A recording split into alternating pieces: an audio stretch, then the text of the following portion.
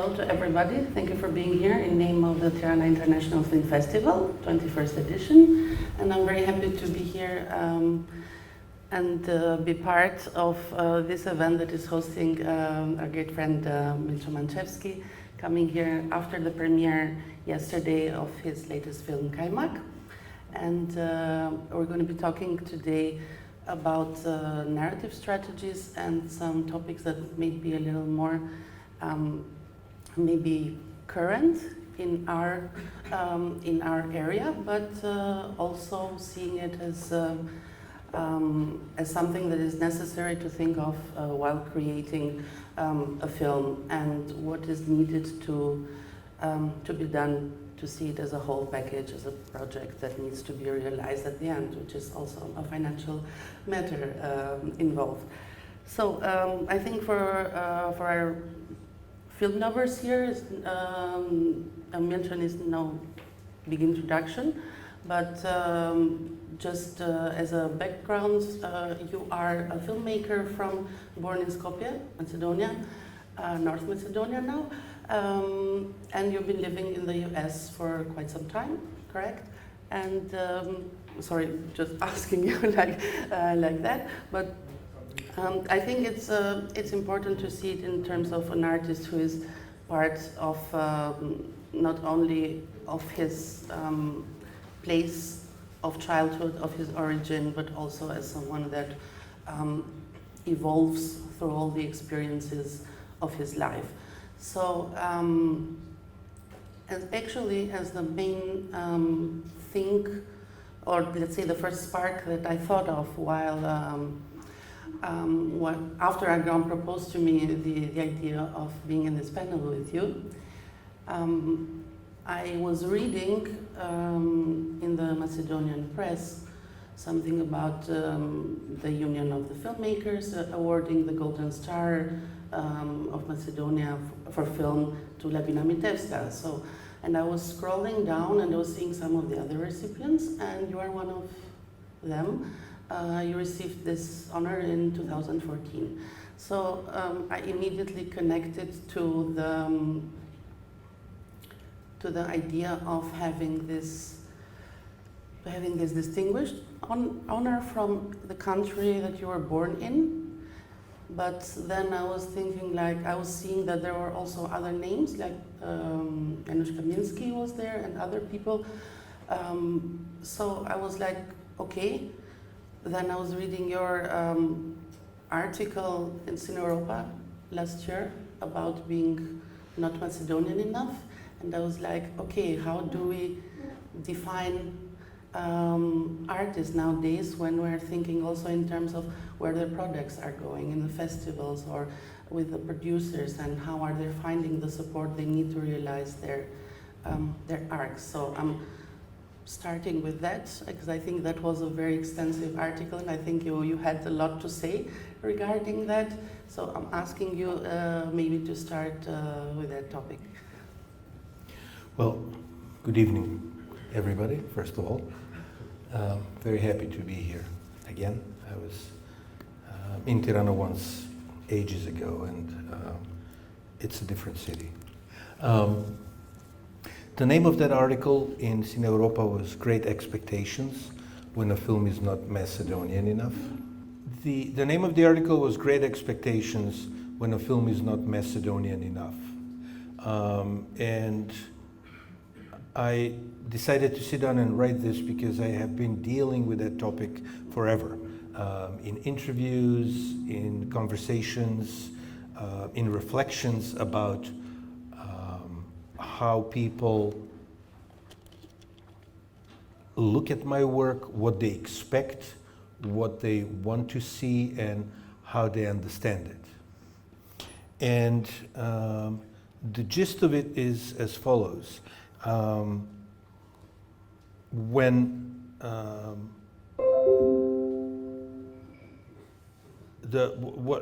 gave me the title was a conversation I had with an Austrian producer years ago.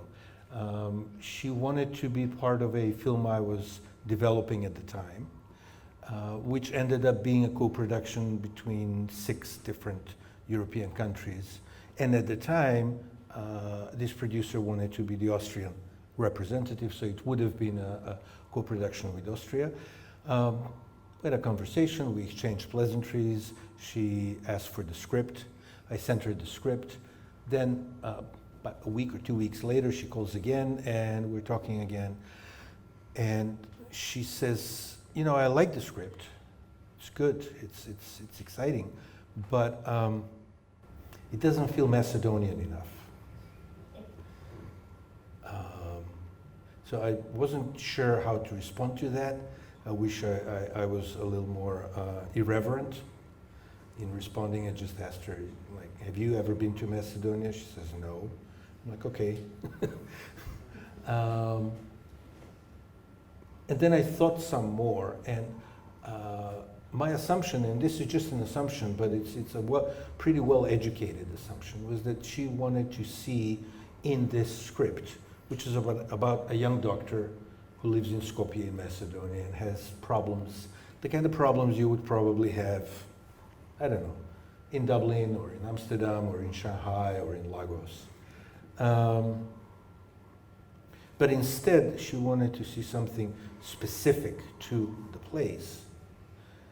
And that something specific would, and this is important, would need to conform to her expectations of what Macedonia should look like, what a Macedonian story or a Macedonian doctor should be like. And I realized this is not something that is unique to my experiences. I suspect a lot of people coming from small countries and talking to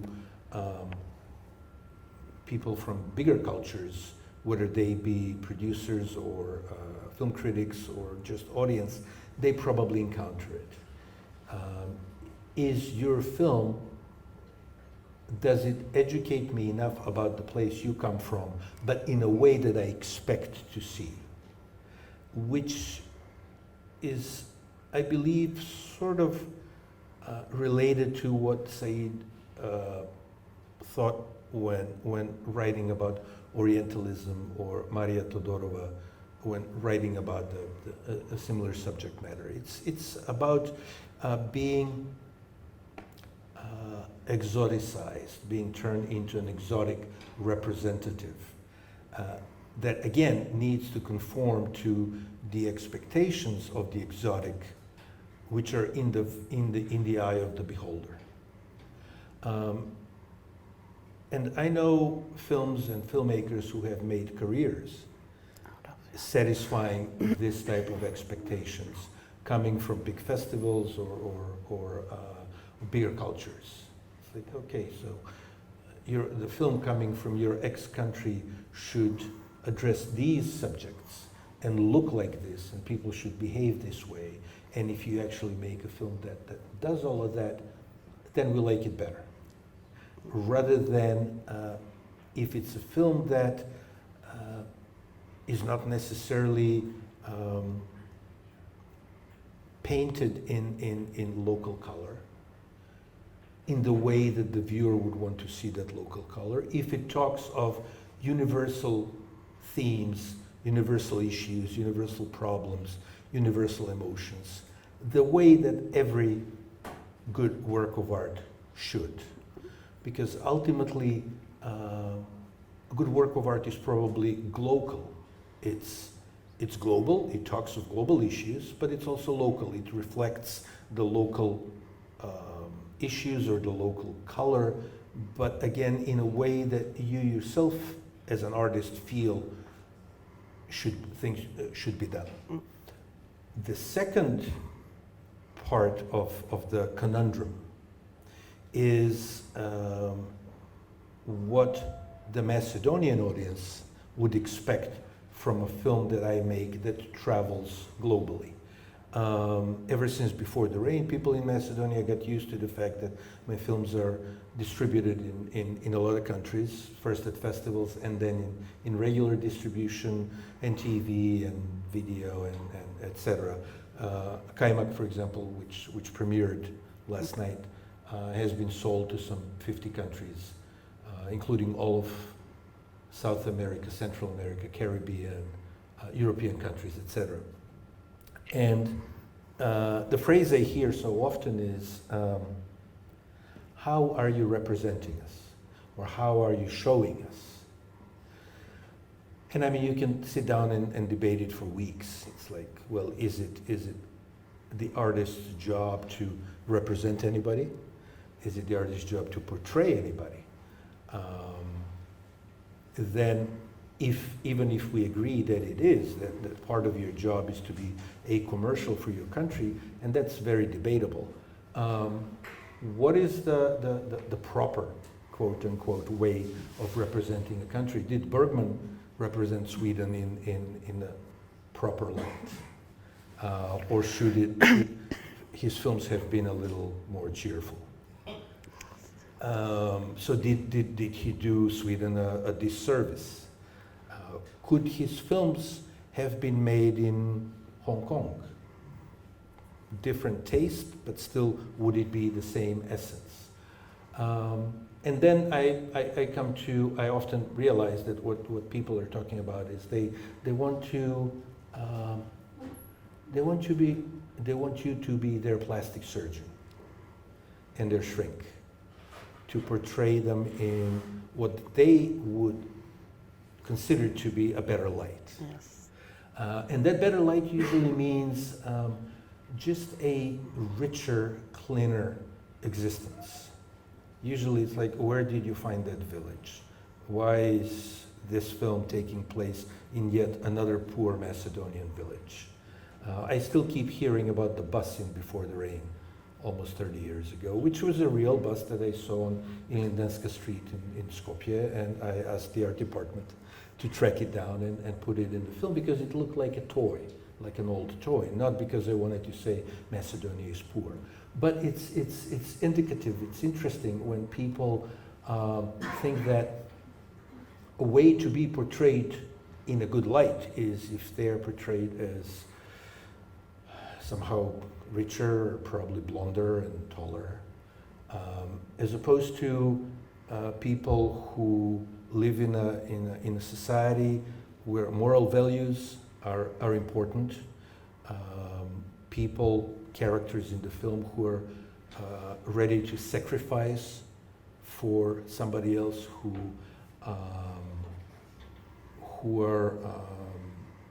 have strong ethical beliefs and act upon them, which is the way I believe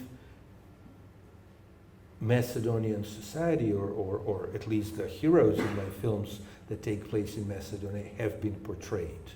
But that part of the how are you portraying us has never been part of this on again, off again debate I've had with some people in Macedonia. So anyway, that's just for people here who have not seen the article, sort of a summary of what the article was about. It's sort of being caught between two sets of expectations, the expectations by some people abroad in what they expect to see when they see a film made in Macedonia. And again, I suspect it's probably the same about the same thing when happens to when they would see a film made in Mongolia or possibly made in Albania. It's like, do we see what we wanted to see? And the flip side of it, what happens with how do Euro compatriots think about the work that comes from our place, our country. I'm in a bit of a peculiar position because I left Macedonia after high school to go to film school. I studied film in Illinois. Then I returned. I tried to work in Macedonia. I shot a couple of tiny projects. I had a feature film that was taking off, that was gonna be my debut. And I was very young, I was 22. So that was a big deal to get that film made. It didn't happen. The main reason was that the political powers and the older colleagues suffocated. They killed it. So I left. I went back to the States. I moved to New York. I spent 10 years doing odd jobs, painting houses. I was a court interpreter. I was delivering balloons. I was did a rap unloading video. trucks. And then I started doing videos. Then I did some videos in order to create a portfolio. So I invented products and made commercials for those products. I made a commercial for the Brooklyn Bridge, trying to sell it. And then eventually music videos. I did a music video for Arrested Development, Tennessee. And then before the rain happened, I managed to wrote it and put it together from New York. I wasn't even in Skopje, and came back with a developed project, financed project, sort of as a gift. And ever since, I've been going back and forth, living in New York and in Skopje. So in a way, I do come from outside. This is just in terms of a disclaimer to the situation. Yeah. So just to follow up, thank you very much for that. It's actually the same kind of fights, let's say, or discussions we're having in Albania since some years. For example, after the 90s, different Albanian directors were successful internationally because I guess until a certain degree we were this new exotic thing happening. So we were supported and and it was not undeserved for our artists or for the authors. But in the last years, the problem is always where these films really going. And it becomes really frustrating at times that we see our stories that are very well made into the big screen, not reaching where they should reach. Because of course there is this, let's say, the politics of the certain politics of the film festivals, which we know, the big film festivals where one starts and then maybe has a great run after that. And I often think, and if I would be, I'm not a director or a producer or a writer, but I'm from the other side and I follow these films and kind of promote them. And then I see the frustration of the authors. And then, of course, when a big Austrian producer comes, like in this case, for example, but someone that could make or break your film and you are desperate for funding because we have so few public funding here, I often think what the authors need to compromise. Will they compromise, like kind of putting these new agendas and directives, and even in the fundings and in a lot of festivals, certain topics and positive discriminations are being part of the criteria. So basically, and even back in Skopje, I think I was discussing this with some producers while I was at the Golden Forum 2 years ago. And there were some of them that were really, really mad because they were applying for funding for certain projects and they said, it's a great project and nobody wants us. You know, it's like we're never getting anywhere. And I think it is because, of course, also new authors come every day from all over and they all should have, of course, a possibility. But then, as an author, while you are writing and you start, I guess, from a spark or from something that you see or feel or something that worries you and you want to talk about that and bring it into the screen, then how much do you compromise from that original pure idea to what could be financed, what could find me co-producers, where would I get funding for this, who could distribute that also, because few of our films unfortunately have really international distribution. So you have been probably in another position, because I think the first 3 films you did not produce yourself, right? And then the other ones we were also a producer. So as a producer, I guess maybe you have a different slightly point of view when you start creating a project, or when you think about it? I don't know, would be my next question. Or when you are just the writer, director, and starting, and maybe you don't want to compromise, and you tell your producer, no, this is my film, you find the money for this, or you don't get it. Oh, there's so many things to talk about here. I think a director is always a producer as well. And it's not, I hate doing that. I have had the luck of working with some great producers, very supportive and competent. And I've had also the bad luck of working with producers who are both incompetent and not well-meaning towards the projects.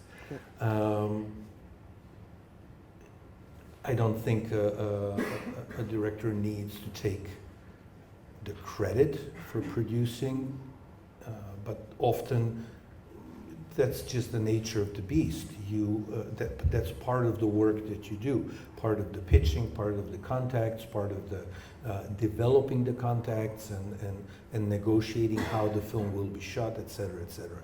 So, you know, I mean, that's part of your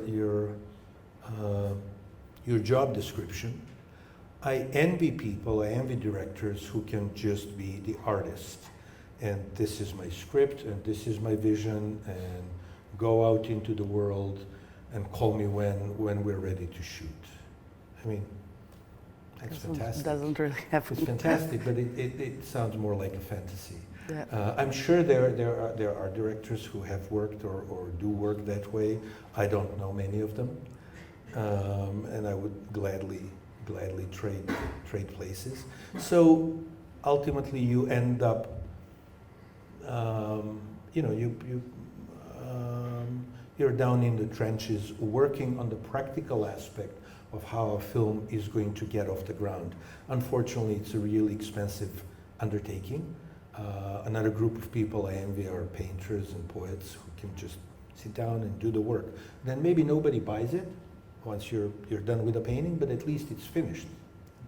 So you've done what really mattered. And then whether it sells or not, you know, maybe it'll sell after you die. With film, first you sell it and then you make it, which is terrifying. So having said all of that,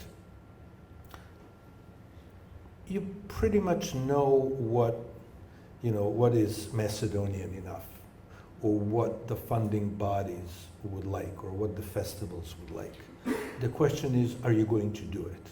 For me, at least. And I'm not going to be terribly helpful to the young people I see in the audience when they say, absolutely not. You know, they can go to hell.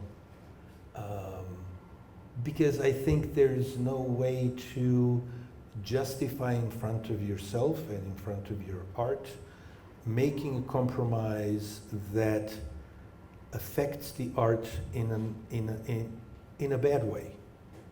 If you talk about an issue that is not important to you, it's great if things overlap and you want to talk about something that the film bodies want to see a film made about. And it's great, then you're on the same page. But to calculate in advance, that is what Hollywood does. And it's worse because with Hollywood, at least, we always know that it's all about the money. And with the film fund or with Euroimage or with a big festival, you're supposedly talking from your heart. But if you're talking about the subject matter that they're interested in and you're not, or if you're doing it in a way that they want to see. And I've had these discussions. I've had, I don't know how many of you saw Kaymak. I had this discussion in Tokyo with a Turkish writer professor who didn't like the film, but she loved Before the Rain. And I'm like, okay, you didn't like it. And she goes, but the characters in Before the Rain were richer. I'm like, absolutely not true. No. The characters in Kaimak are much more complex. All of them are good and bad at the same time. And then I realized, it's like, oh, actually what you liked in Before the Rain was that it was sentimental. And then she says, but that young girl, the village girl, she's raped. I'm like, yeah, basically she is raped. She's trafficked, human trafficked.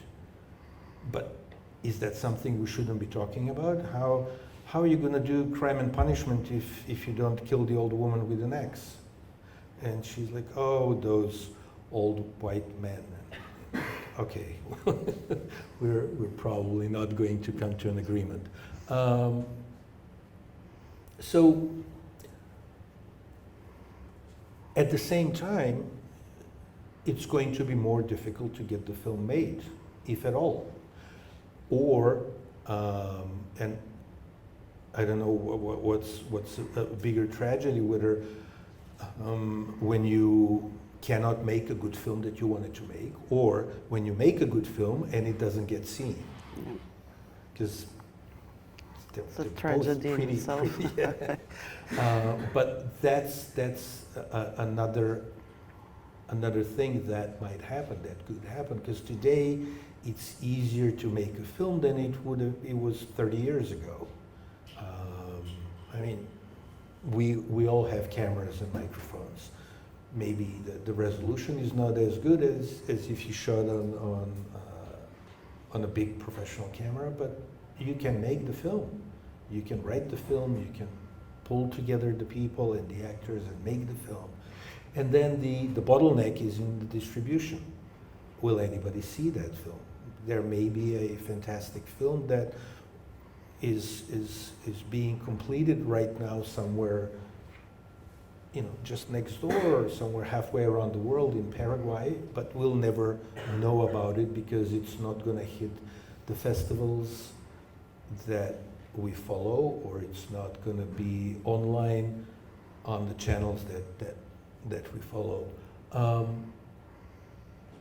I guess, to me, to answer your question, a potential answer would be to be true to the story you want to tell, to the way you want to tell it.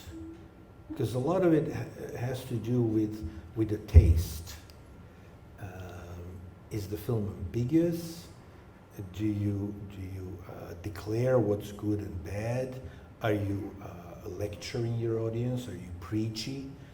Often that's desired by funding bodies and festivals.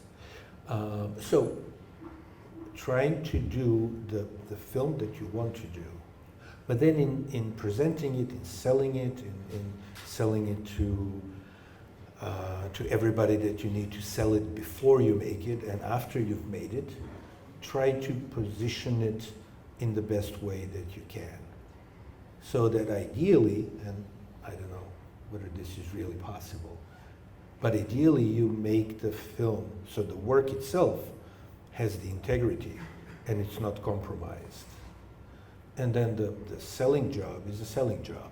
There you try to sell it and you try to explain it and you try to position it better. But I'm really glad you asked that question, because it's one of the conundrums of at least my experience, and I believe a lot of filmmakers, because the way the filter functions today, I think it's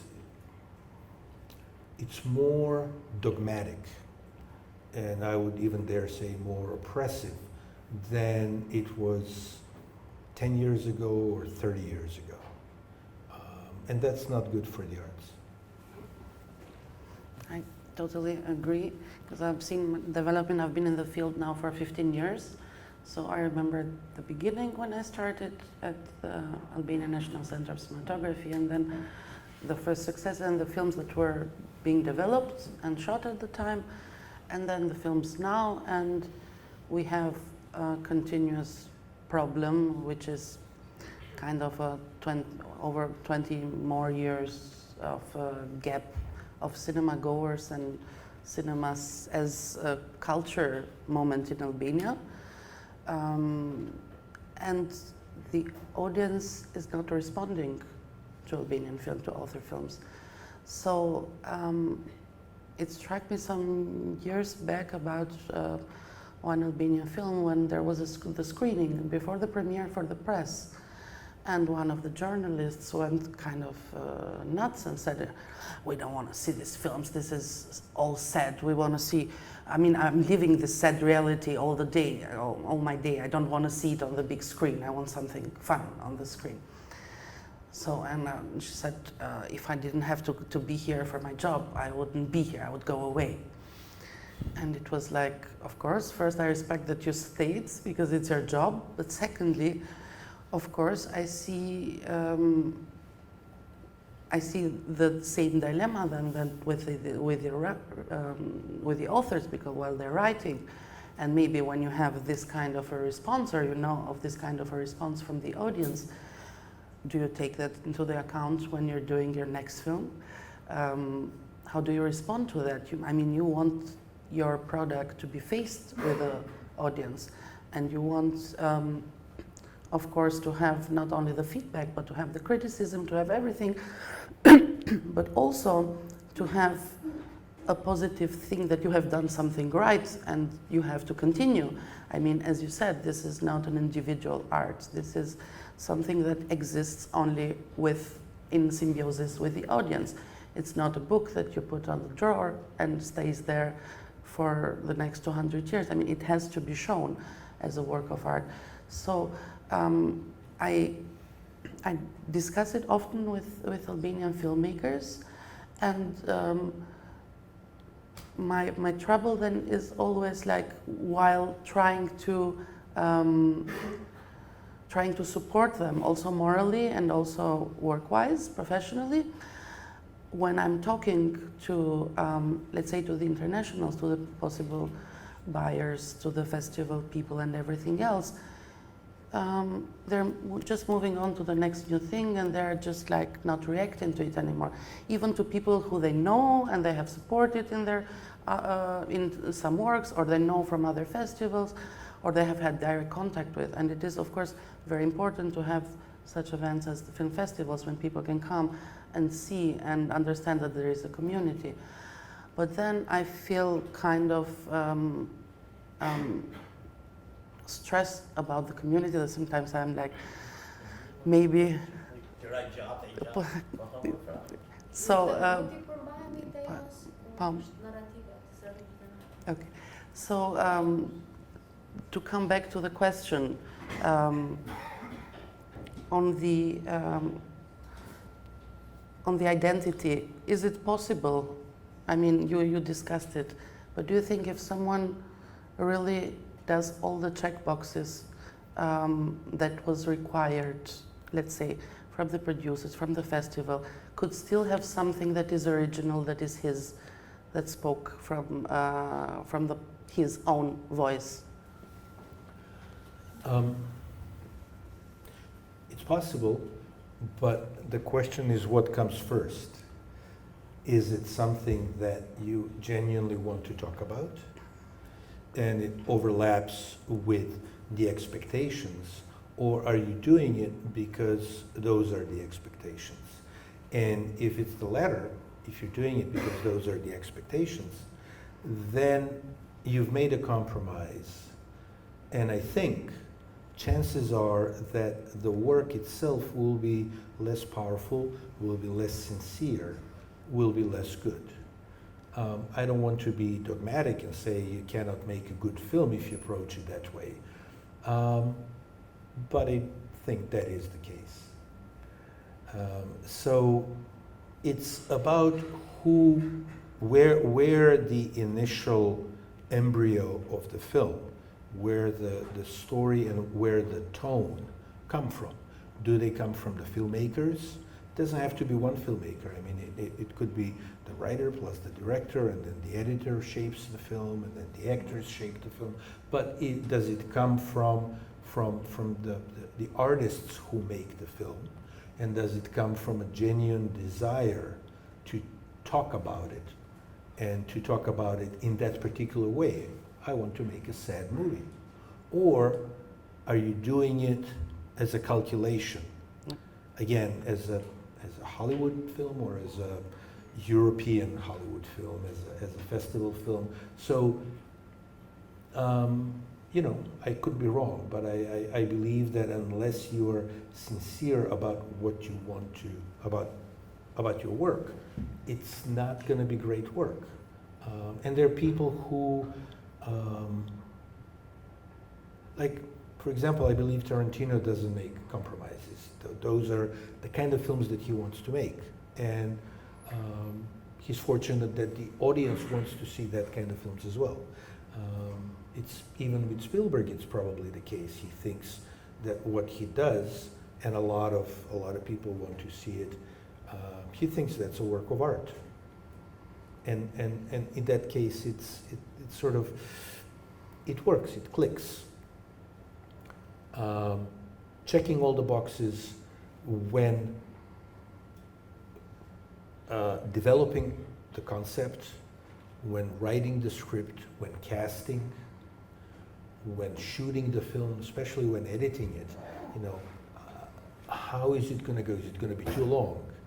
Sometimes, is it going to be too short? You want it to be too short. Is it going to be, is the ending going to be ambiguous? Are you going to get like a nice big bang, a big catharsis at the end, and we all walk out and we're all crying, or we're all happy because there's a happy end? Or do you want to do something different? I believe that all of those decisions should be made by the creatives and not by the suits. Can we have some questions? Yeah. In the meantime? Yeah, sure.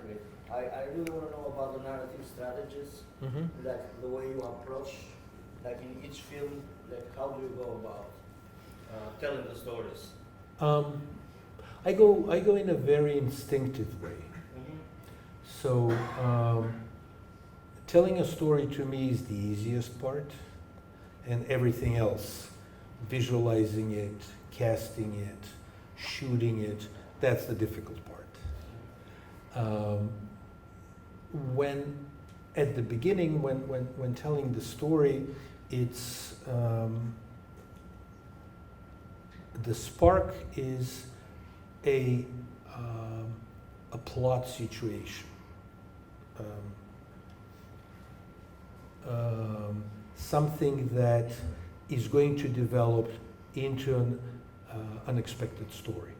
So you are more of a plot-driven or character-driven? That's the question. At the very beginning, I'm plot-driven. Okay. It's the plot that, to me, determines the film, determines whether I'm interested enough to pursue this story and spend a few years of my life on it or not. But I don't think it's the most important part. It's just the first part. The first part is the plot. It's like the skeleton. And then you hang everything on it. I developed the plot relatively easily, in a very playful manner. It's like, and what happens if this happens here? And you go down there and it's like, oh no, it's not working. Then you come back. I usually develop the stories in conversation with friends. So I would tell them the story, and you know, it's a live moment. You see when they fall asleep, you see when they perk up their ears. It's like, this is interesting. So maybe that's an answer to an earlier question. It's like, do you make compromises with the audience? Yes, but in a different kind of way, not in a vulgar kind of way. It's like, how many tickets am I going to sell if I have Tom Cruise in the film? Right. In a more personal way. So, but developing the plot happens when I tell friends the story. And sometimes I get feedback that's invaluable, that's fantastic. For example, I don't know how many of you have seen Before the Rain, but so there are 3 stories, and there's a girl at the beginning, and then there's a girl, the same girl shows up at the end of the film. And I remember telling this story to a girlfriend in New York at the time, and at the time it was still 3 stories, 3 separate stories, And the girl at the beginning and the girl at the end were two different characters. They were metaphorically the same person. They sort of, it sort of meant the same thing, but they were different people. I never thought of making it the same person. And as I'm telling her the story, she doesn't even let me finish my sentence. She goes, "Oh, and it's the same girl from the beginning." I'm like, "Yeah, it's the same girl from the beginning."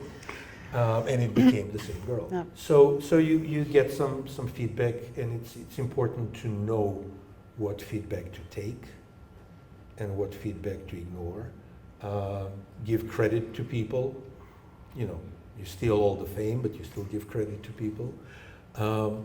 So the plot develops in telling the story or in writing it in a very playful way. And for me, the story, at first I do it as a short story. It's like 5-6 pages, and you have the plot and you have the atmosphere. So that's the atmosphere or the taste or the tone happen at about the same time. So like in Before the Rain, it's going to be this atmosphere of expectation of something is about to break. Or in Kaimak, it's going to be an irreverent black comedy. It's going to be like Fargo, Yeah. ideally, hopefully.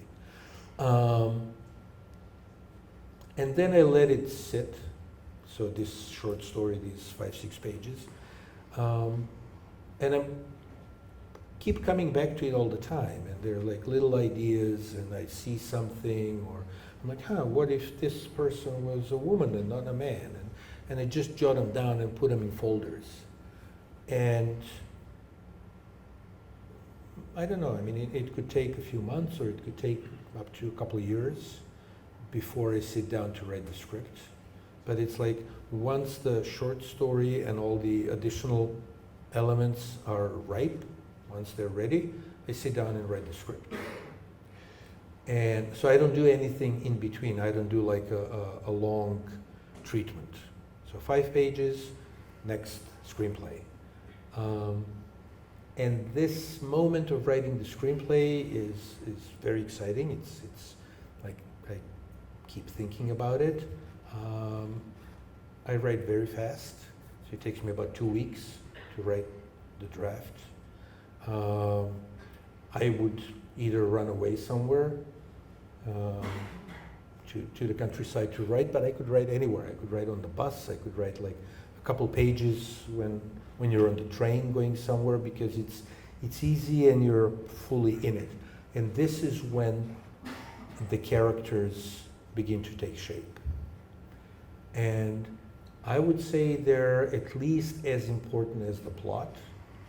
I think the plot gets too much credit in general in the narrative strategies or in screenwriting. It's important, but I'm not sure it's the most important thing.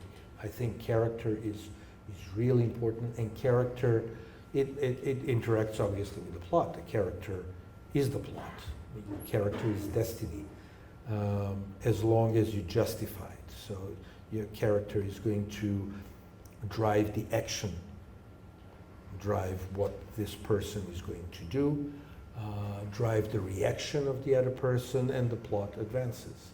And character is more interesting to me. So a lot of it develops in writing the draft, in writing the next draft, etc. But a crucial phase is when you sit down and rehearse with the actors. So you keep writing from the moment you start telling the story to your girlfriend until the final cut. And I think the final draft of your script happens in the editing. I've you know, the structure is always the same for me. People were asking me, like, did you come up with that imperfect circle in Before the Rain on paper or in the editing? And I could see the validity of the question, but it was all on paper. So it was like, didn't change anything as far as the structure in how I cut the film. However, a lot of things change, and a lot of those things have to do with the writing. If you say move a scene from the first 10 minutes of the film to the last 20 minutes of the film, it could be a different story. It could be like if you saw it in the first 10 minutes, you would suspect this person of being the murderer, but if you delay it until later, you as a viewer don't know that, so you have a completely different experience, and that is rewriting. And in editing, that's like, I think, maybe about 4 functions. Cut, copy, move, it's different one. A lot of things that you do while editing is refocus the point of view within the scene. So a scene, it could be, for example, it could be one person talks a lot during, like, I'm talking a lot, you're listening, but we could cut the film where the scene is all about you listening. And so that's a rewrite that happens in the edit. My advice to younger filmmakers is always be open to rewrites, but be careful what you do. Don't go off making a different film, but try to steal every good idea. So to answer your question, character develops along at the same time as plot. At one point, to me, it becomes more important when rehearsing with actors. So I usually rehearse for about 3 weeks before the shoot, and that comes after a long process of casting. So in the casting, a lot of actors would have tried the parts. First they read from the classics, then they read from the script. So I see different interpretations of the script, and sometimes there's something that's interesting there. I'll steal this, write it down. But then when you select your actors, you sit down at a table just like a regular theater reading, theatrical play, and you go through it. First you read the whole thing with everybody present, and then you go scene by scene, and you give each scene a couple hours. And there you develop it more, and it gets meaning, it gets more depth, provided you've cast wisely, you have actors who are going to bring a ton of value to the script.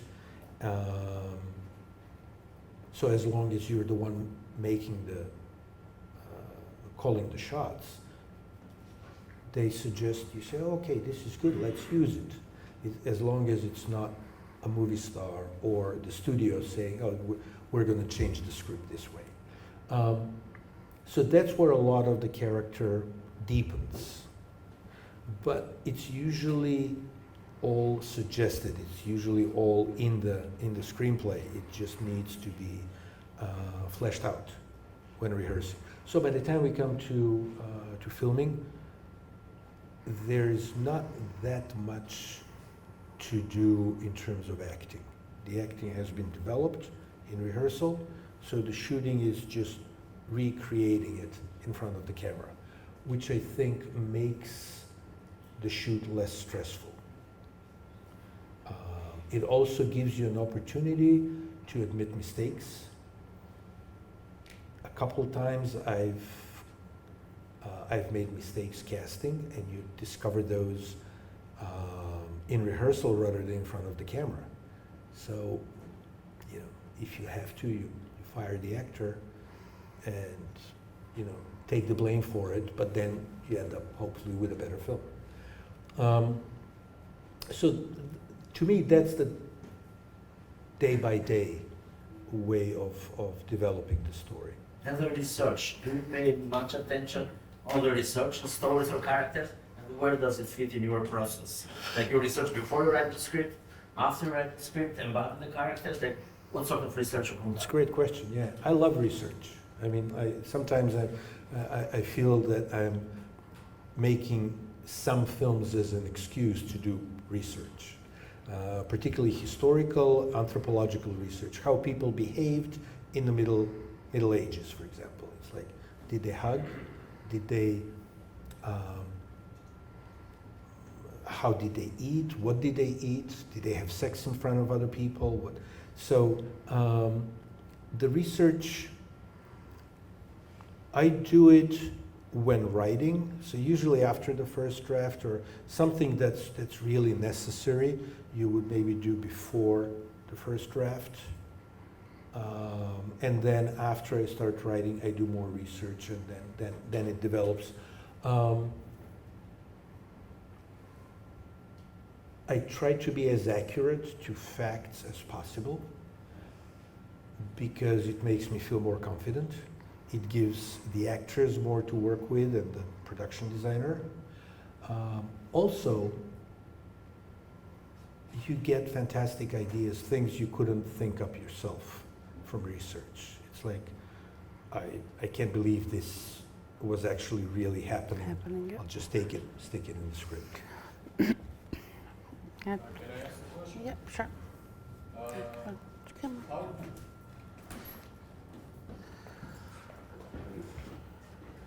Hello. How does it come, the writing part? How do you choose it? Does it come instinctively, or do you search what to write about? Mm-hmm. Okay.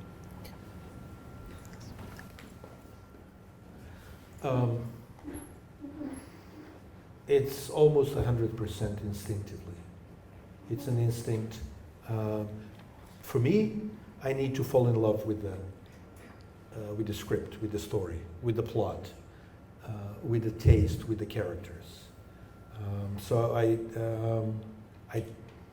maybe I'm blessed. Maybe it's just easy once there's something in the air to turn it into a story.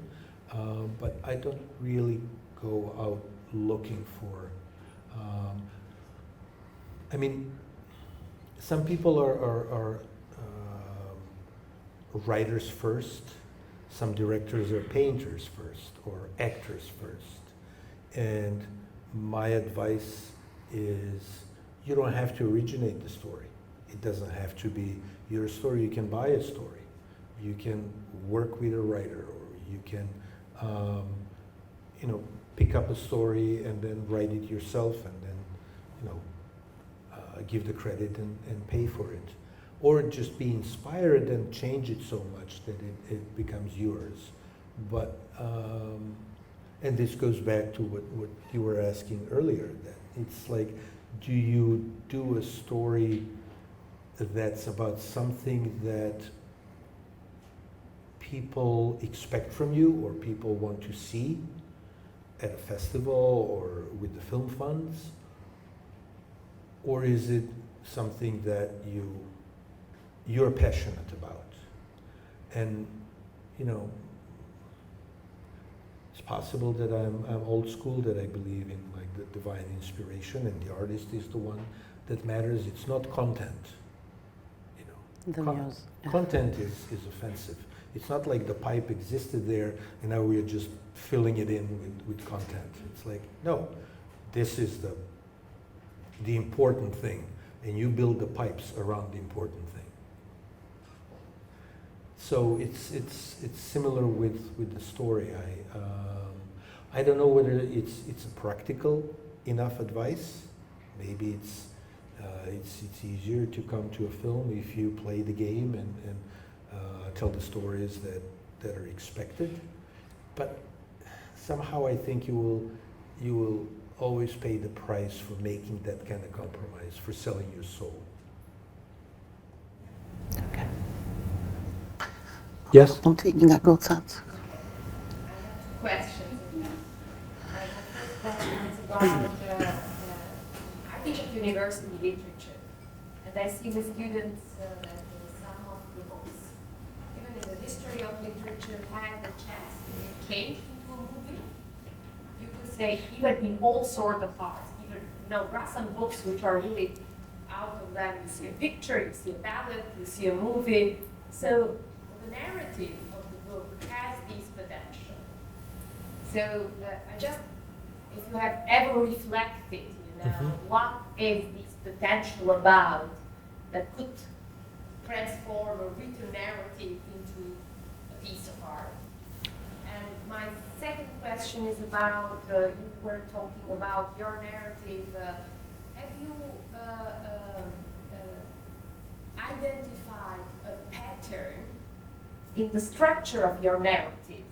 Like its chronology, cause, effect, so is it really an organic pattern that you have discovered, although the story comes in the still there is a regulatory pattern there? Thank you. Okay.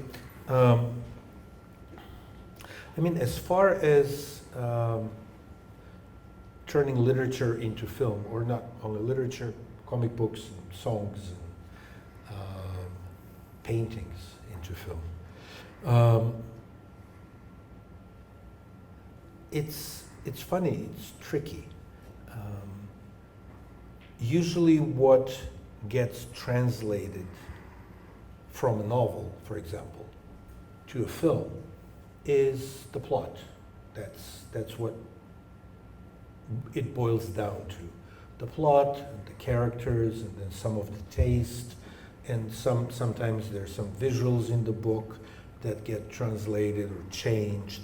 Sometimes in the adaptation, things get changed so much. Like I was offered to do an adaptation of Edith Wharton.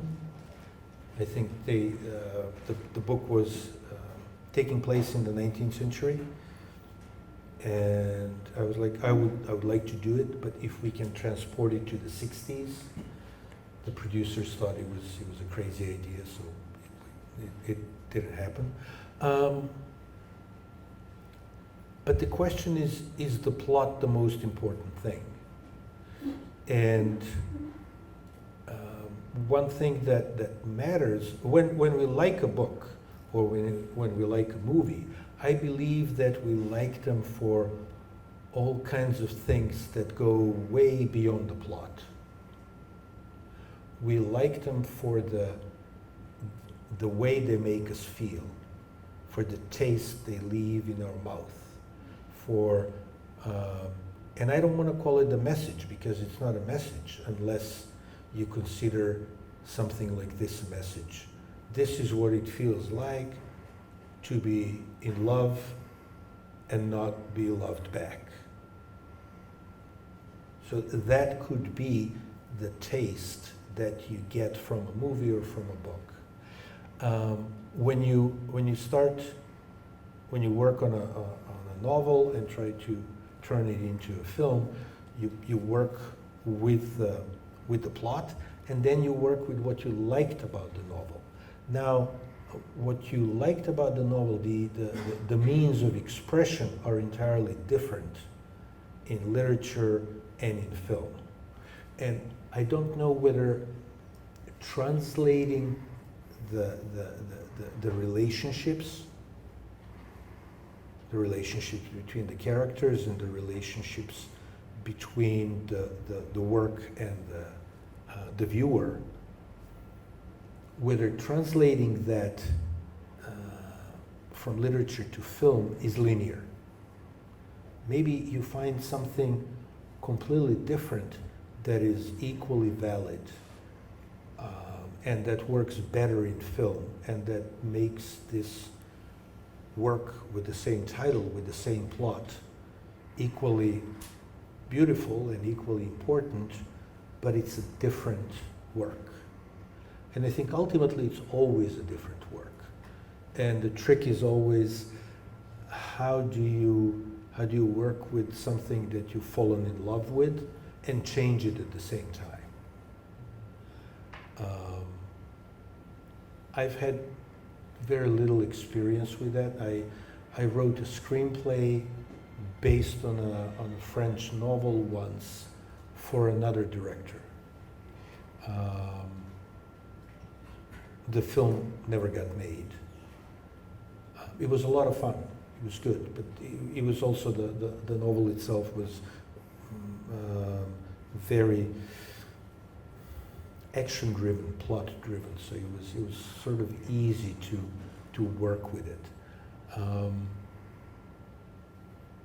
a bit of a purist, I don't know. It's like I like my literature between the covers, and I read more than I watch movies, but I probably would never try to turn a book into a film. I've turned my own short stories into films, but that's different.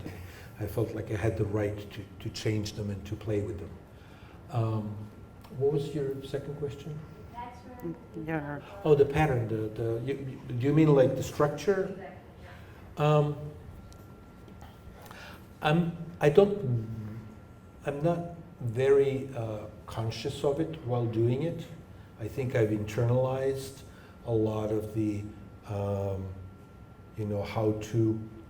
to write a screenplay, how to doctor a screenplay. Of course, that's like something you learn in film school, and then you play with it, and then you think about like, okay, 25th, 27-minute, end of Act 1, something needs to happen. 60th minute, things need to turn around. But I would take that only as a helpful advice, not as a rule, because there are all kinds of beautiful films that don't follow that pattern. In my films, I've done films that are triptychs, like 3 films that are like completely different types of triptychs in terms of the structure. Before the Rain is circular, but with a quirk in the story, so it's not really a circle. The circle is not round. Then I did Mothers, which is a very short story, about 5-7 minutes, and then a longer one, which is about half an hour, which is completely unrelated to the first one, except that the characters cross paths. And then the third story is a documentary. Again, completely unrelated to the other 2. And I felt really good about that one. Partly because there was no way to explain it. It just felt right. The tone shifted from the first into the second into the third story, but there was something unifying about them. But narratively, in terms of plot, they had nothing to do with each other. And 2 were fiction. The third one was a documentary. And then I did Mothers, where there are 3 stories. They're sort of the same length. The final one is much shorter than the second one. The first one takes place in the Middle Ages, actually in the 16th century. The other 2 are contemporary. They're on the same subject matter. They're about having children. And the first one, obviously, is characters, one whole set of characters that don't reappear except in a poster on the wall. In the contemporary story, and in the 2 contemporary stories are with the same characters, but they're different stories. And the second story tells its story, and then the third one picks up earlier, before the second one started, and ends after the second one ended. So there's a funky overlap, chronological overlap. And I've done films that are very linear. Dust was completely broken up. It's about a storyteller that tells a story, but then the story that's being told begins to affect the storyteller, and halfway through the film the storyteller dies, which was the suggestion I got from Steve Cleary of British Screen, which is about how you write, how you tell. I mean, it was a script already, and he says, why doesn't your old lady die? I'm like, who's going to finish the story? He says, well, you'll find somebody, and actually that made it into a better film. So I don't really see a pattern in my structure. somebody else might be able to discern a pattern. Shadows was very linear. Kaimak is linear, but it's two parallel stories. Bikini Moon is all a fake documentary, so it's chronological, but the ellipses, the missing scenes, are sometimes more important than what you see, which is what happens in real documentaries, and we did that in purpose, just to mimic a cinema verite documentary. So I guess the answer would be, I like playing with structure probably more than anything else. And I hope it works out in the end. Okay, then just to follow up, two short questions. The first is, while talking about actors, I've noticed that you have used some actors in different films. Do you have them already in mind? Do you incorporate them in the story while writing about the characters, about how they react, their gesture, and everything? And the second one is about, you were talking about editing and being able to be self-editing during the montage and everything. How economical are you while writing the story, taking into account that you will have at some point to change, to rewrite, to cut? Yeah, those are great pieces of the process. I almost never write for an actor. I initially did on Dust. I wanted Tommy Lee Jones in it, and he agreed to do it, and then it didn't happen, and then I guess I learned my lesson. No, but I focus on the storytelling, and I don't think about actors.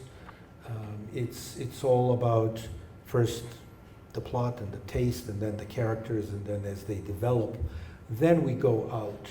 And then oftentimes, the actors bring things that somewhat change the character. They certainly make it more alive than it could ever possibly be on the page. So I don't think there were maybe a couple cases lately when I knew who was going to play the part, and that's only because those were actors that I really trust after having worked with them several times, and I know what they can deliver. But the characters were not written for them.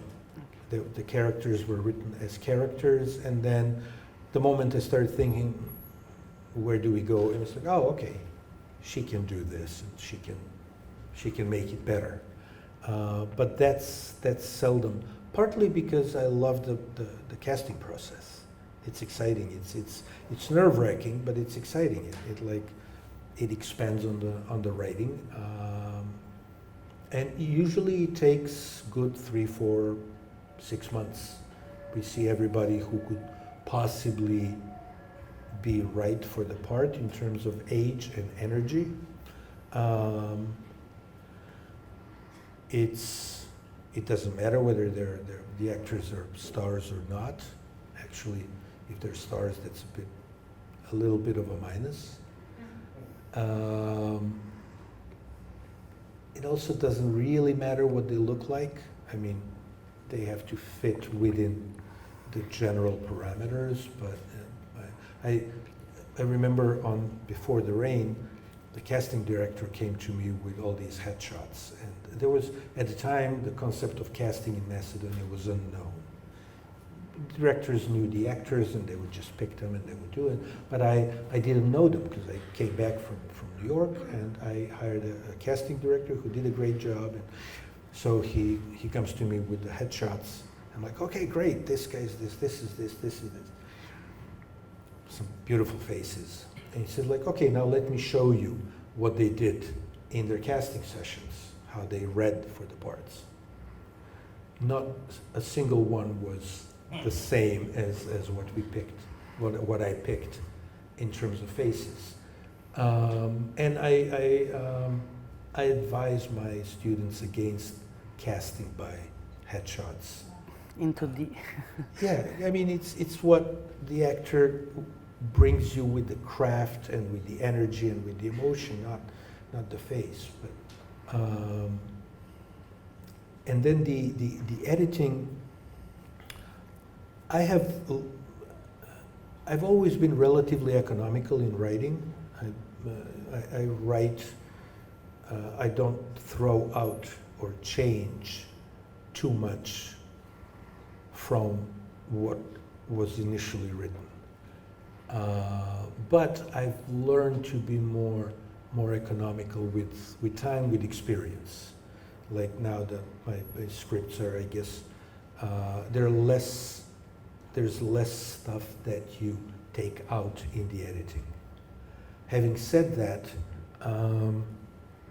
there are always at least several scenes that end up on the cutting room floor. You shoot them, you edit them, you put them together, you work with them, and then you decide that somehow they don't help the film. Sometimes the scene itself doesn't work. Like you didn't conceive it right, or the story didn't need it, or the actors just didn't click, and then it's easy to throw it out. And if you're lucky, it's not going to be an important scene. The moment you hit the high point, you should leave. Don't continue explaining your scene or explaining your point. Sometimes I would continue on paper, but then when editing, it's like, okay, this is the end of the scene.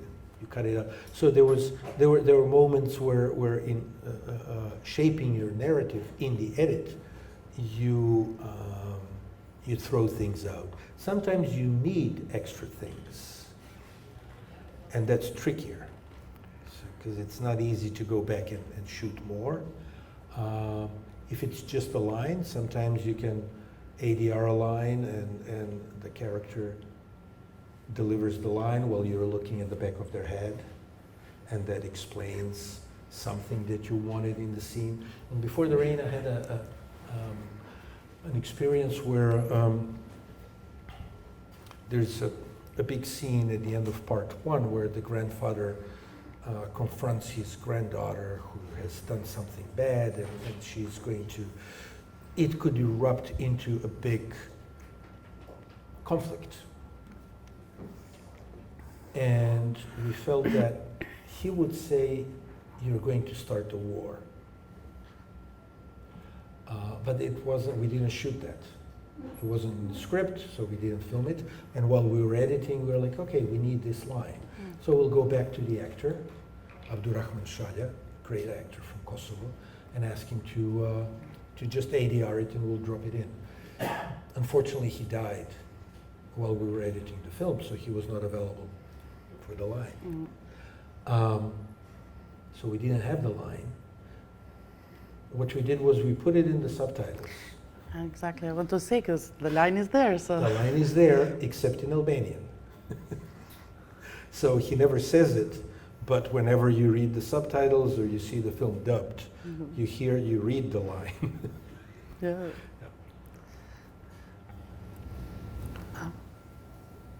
Any more questions? Yeah, I have a question. So, say, what's your relationship with the ending? And do you always go, let's say, organically and find the ending along the way, or do you sometimes have this beautiful ending pictured in your mind, and then you're caught somehow like a bottleneck for the middle part of the movie? Like you should make your characters driven in such a way that should lead into this kind of ending. Yeah, that's a great one.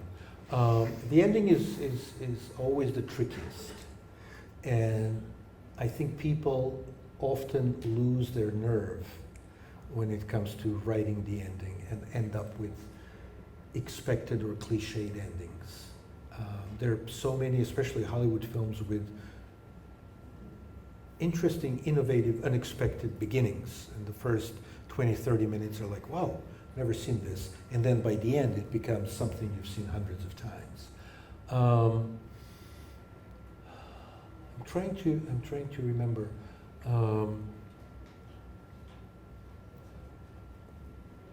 The ending sort of develops as I'm writing the story. It's not always the last thing that develops. Sometimes, like you say, you sort of know where it's going to end. And often, if you have a great ending, that comes to you before you've ended the story. And then taking the characters through whatever desert you need to take them through to get to the ending could be challenging. But if it's a good ending, it's forgiven, I guess. I mean, you're blessed. You're lucky when you have a really good ending, even before you have the entirety of the story. But other than the ending, I seldom know where they need to get. It's like sort of a road movie as they move along. Then you revisit it. So that's, you could call that the rational part of the process. Then you revisit and you say, well, this makes no sense. Nobody's going to believe this. Or how about this would justify this action a little better. So it's not all poetry. I mean, the rational thinking is definitely part of the mechanism, part of the process. It's just that I don't like imposing it on your poetry. It should come together. It should be the playfulness should happen at the same time as the discipline in telling the story. Are the places are those as important as the story? Locations. You mean the locations? Sometimes they could determine the story. Sometimes, say you have like a completely isolated village, or a monastery, or New York City, and you sort of know where it's going to take you. Not necessarily define everything, but that's a starting point. Yeah, I mean, they're important. I don't think they're crucial, but they're important, and it's good to make them. I'll give you an example. We were doing an exercise with my students at NYU, where I asked them to direct a scene from Glengarry Glen Rose. You know that film? That film? Yeah. And it's a very dialogue-driven film, and so was the scene, and it's about office politics and people like backstabbing each other, and it's a lot of words, beautifully written. And the students were staging the scene, and it was good. And then I had an idea. It's like, okay, what happens if it was about like, are you going to help me make a better sale, and then I'm going to do something for you. There was like a lot of horse trading. And then I thought, and it's in an office, right? Your desk, my desk. What happens if this takes place in the bathroom? And how's the body language going to change? Is somebody going to be more aggressive? Somebody's taking a leak, and the other character comes up next to you and says, are you going to help me do the sale? There's all of this tension that's under the surface that happens only because you've changed the location. Of course, changing the location changes the actions, yeah. But it came out of the location. So you're basically forcing a new dynamic within the Absolutely, acting, yeah. a physical dynamic. So, Yeah. Are there other questions? What's your goal toward the audience? What are you trying to achieve while you build your narrative? What is my goal with the audience? What do I try to achieve when building the narrative? I try not to think too much about the audience. I just hope they come along. I'm afraid that the moment I start thinking too much about the audience, it becomes this slippery road to all kinds of compromises and bribes. It leads to happy endings and casting Brad Pitt in your film. So, you know, I try telling the story. If anything, I would think of like one intelligent, friendly, tough viewer who was friendly but tough. So they, no, this doesn't make sense here. And then my goal, you know, I guess the point would be not to get too greedy, not to ask for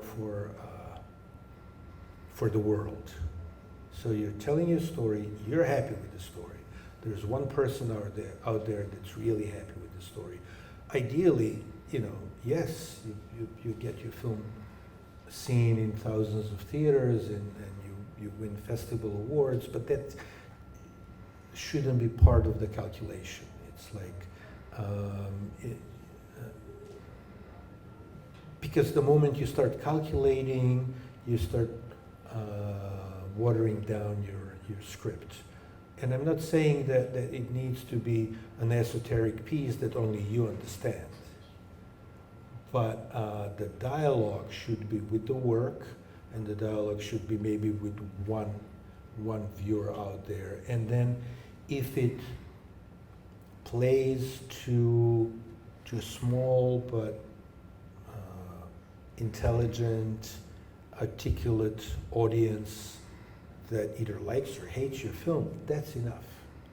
You know, it doesn't have to get everywhere. And it's difficult to be that zen,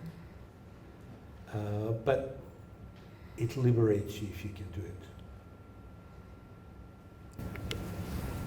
Here goes another question regarding the perspective, the POV on the film. You do a film, you have the tone, you have the story, you have the plot. Do you care to maintain the one character POV on the film, like whose story you telling, or you keep a neutral perspective and you play it as it comes? It depends on the film, depends on the story. Sometimes it's you're completely outside. I think you're always sort of telling it from a character's point of view. It's usually the character that is most present in the scene, or the character we make the deepest emotional bond with in the scene. I don't approach it in a terribly rational way. I don't say, okay, and now this is Karamba's scene. Usually it's sort of self-evident. You just try to tell the story in a way that's clear, and then while telling the story you say, what if we delay this moment, or what if we know this moment but the character doesn't? So then you have the dramatic irony. But by large, it's just about telling the story in a clear and unique way.